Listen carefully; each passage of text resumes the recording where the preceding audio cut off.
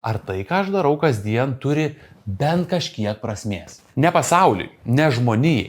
Man ar turi prasmės? Nes aš nuoširdžiai pavargau nuo tų didelių saldžių žodžių. Buvo laikas, kai aš bandžiau prasmę susikurti. Galvojau, gal reikia daugiau stengtis, gal reikia save įtikinti, kad tai, ką aš darau, yra labai svarbu ir prasminga. Bet kuo labiau bandžiau, tuo labiau jaučiau, kad meluoju pats savo. Nes, ne viskas turi būti prasminga. Kartais tai tiesiog darbas, kartais tiesiog diena, kuri ne visada tobula. Ir žinai ką, man palengvėjo tada, kai aš nustojau ieškoti kažkokios prasmės. Kai savo leidau paklausti paprastesnio klausimo. Ar tai, ką aš darau, turi kažkiek prasmės man šiandien. Man atrodo, mes labai pervertinam tą idėją, kad gyvenimas turi turėti kažkokią vieną labai didelę kažkokią prasmę. O gal gyvenimas tiesiog susideda iš mažų momentėlių, kai jauti, kad esi ten, kur ir turi būti. Net jeigu tik trumpam. Ir žinai, aš nebenoriu gyventi su ta idėja, kad kažkada ateityje bus gerai ir prasminga. Nes labai lengva taip nugyventi ir 10 ir 20 metų. Aš ieškau jausmo, kad gyvenu ne veltui. Kad dienos nėra tik tiesiog tuščiai užpildytos. Kad jos kažką reiškia bent man pačiam, o vėliau galbūt ir kitiems. Ir jeigu tu irgi jauti tą tylų vidinį nepasitenkinimą, bet kartu nenori kažkokių didelių atsakymų, gal čia viskas ok?